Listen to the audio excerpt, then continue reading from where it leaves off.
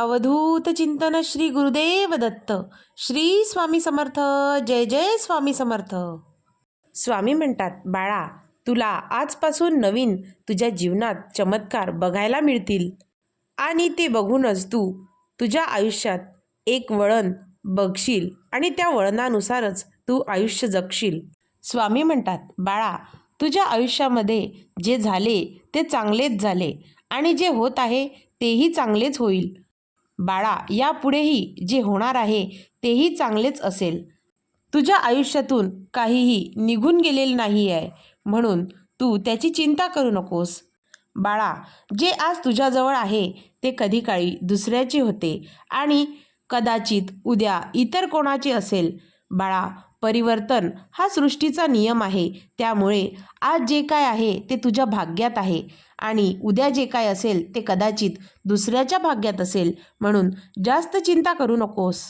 तुझ्या भाग्यात आम्ही जे काय लिहून ठेवले आहे ते तुला नक्कीच मिळणार. त्याची चिंता तू अजिबात करू नकोस. तुझ्या स्वामींवर विश्वास ठेव. तुला जे जे हवं आहे ते नक्की तुझे स्वामी देतीलच. स्वामी म्हणतात, जो व्यक्ती जे कर्म करतो त्याला त्याचे फळ नक्की मिळते. बाळा, जो कर्म करत नाही त्याचा विचार तू मनातून सोडून दे. त्याच्याकडे लक्ष देऊ नकोस. जीवनामध्ये यश, अपयश, जय, पराजय याचा विचार करू नको. फक्त तुझ्याकडून जे चांगले कर्म होईल ते नक्की करत राहा. बाळा, देव कुठून तरी काहीतरी योग आणतो आणि तुझ्या हातून चांगले कर्म करून घेतो. स्वामी म्हणतात, बाळा, सुखदुःख येत जात राहतात.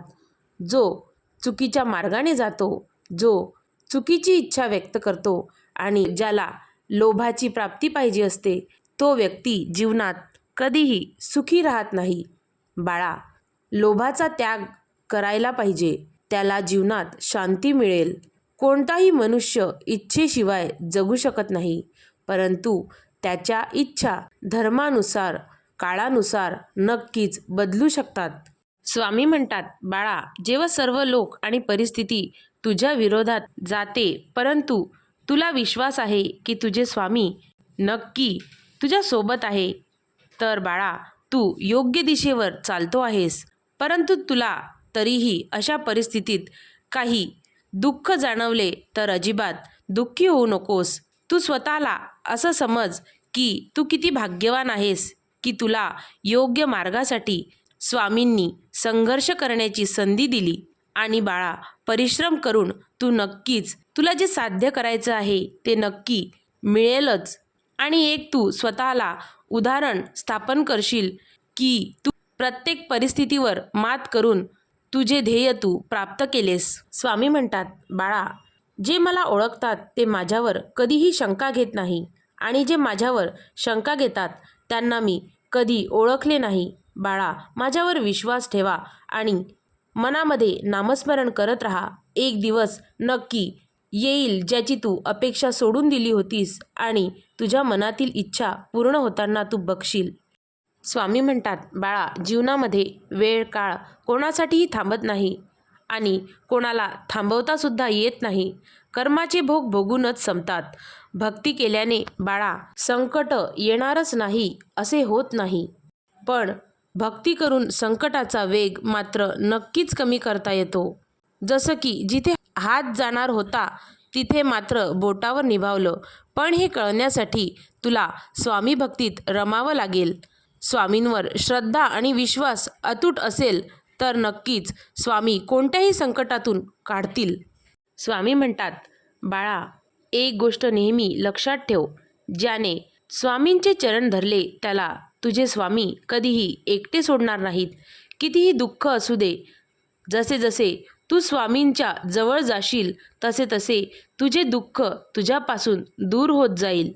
स्वामी म्हणतात, अरे बाळा, तुझी नियत कितीही चांगली असू दे, ही दुनिया तुला तुझ्या दिखाव्यावरून तुझी किंमत ठरवत असते आणि तुझ्यातला दिखावा कितीही चांगला असू दे, परमेश्वर तुला तुझी नियत ओळखून तुझ्या हातून घडलेल्या कर्माचे फळ नक्की स्वामी देतील. स्वामी म्हणतात, काही लोक जर तुला कुठल्याही कारणावरून चिडवत असतील, त्रास देत असतील तर त्यांना जास्त महत्त्व देऊ नकोस बाळा. ही गोष्ट नेहमी लक्षात ठेव. जर एखादी व्यक्ती तुला वाईट बोलून नेहमी चिडवत असेल आणि त्रास देण्याचा प्रयत्न करत असेल तर तुला स्वतःच्या मनावर ताबा ठेवता आला पाहिजे. कारण बाळा, विजेता कधीही समोरच्या व्यक्तीला वाईट बोलत नाही. तुला जर जिंकायचे असेल तर अशा लोकांना महत्त्व देऊन तुझे आयुष्य खराब करू नकोस. स्वामी म्हणतात, माझ्या प्रिय बाळा, तुझ्या जीवनामध्ये तुला जर वाटत असेल की आता माझे कोणीही नाही, कोणी असेल किंवा नसेल तुझं, परंतु बाळा, मनापासून इच्छा आहे, तुझ्या स्वामींची इच्छा आहे, तू सतत कायम भरारी घेत राहा. तुझे पंख आम्हाला आकाशात उडताना तुला बघायचे आहे.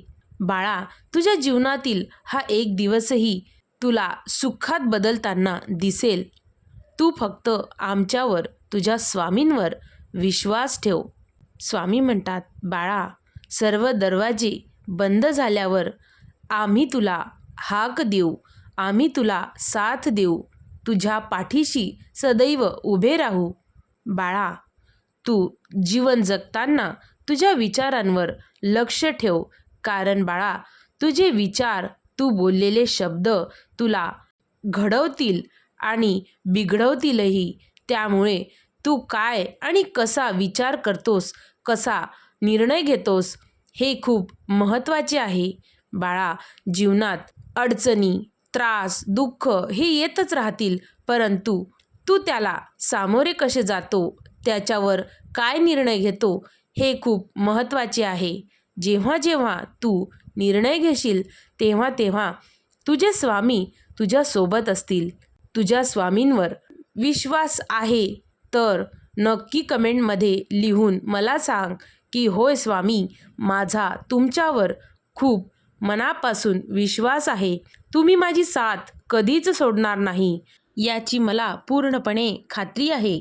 स्वामी म्हणतात, ज्याप्रमाणे माझा भक्त माझ्यावर खात्री करतो की स्वामी मला कधीच एकटे सोडणार नाही, त्याचप्रमाणे मी सुद्धा माझ्या भक्तावर खूप मनापासून प्रेम करतो आणि त्याची साथ कधी सोडणार नाही. स्वामी म्हणतात, बाळा, जीवनामध्ये अहंकार आणि लोभ हे तुला तुझ्या दुःखाचे सर्वात मोठे कारण ठरणार आहे. बाळा, जो अनन्य भावाने मला शरण जातो त्याला तुझे स्वामी म्हणजेच आम्ही प्रत्येक गोष्टीमध्ये मार्गदर्शन करतो आणि त्याला प्रत्येक ठिकाणी अनुभूती देतो. अहंकार आणि लोभापासून तुला दूर राहण्यास मदत करतो.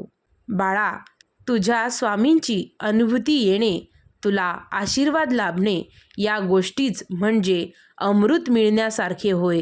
बाळा, सतत सदैव स्वामींचे नामस्मरण करा आणि आयुष्यामध्ये सुखी व्हा. स्वामींचा हा संदेश तुला आयुष्यामध्ये खूप धनप्राप्ती, सुखप्राप्ती, ऐश्वर्यप्राप्ती करून देईल.